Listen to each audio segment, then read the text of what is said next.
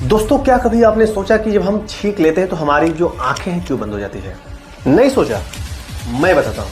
अब इसके पीछे दोस्तों लॉजिक क्या है। जब भी हम लोग घूमते हैं, टहलते हैं या बैठे रहते हैं तो वहां पे क्या होता है, सांस के थ्रू, ठीक है, या मुंह के थ्रू कुछ बैक्टीरिया, कुछ गंदगी जो है हमारे अंदर चली जाती है। अब जैसे ही जाती है भाई साहब, तो माइंड जो है सेंस करने लगता है कि यहाँ तो कुछ गड़बड़ होने वाला है। तुरंत हम लोग क्या करते हैं, छींके मारते हैं। जब छींके मारते हैं तो क्या होता है कि तुरंत तो वो जो है आंखें बंद होती हैं और मुंह से और नाक से जो गंदगी अंदर गया था वो बाहर आ जाता है। अब क्योंकि जो गंदगी बाहर आया है, जो बैक्टीरिया, फंगस जो भी है बाहर आए हैं, वो तुम्हारे भाई आंख में न चले जाए। इतना दिमागदार आंख है।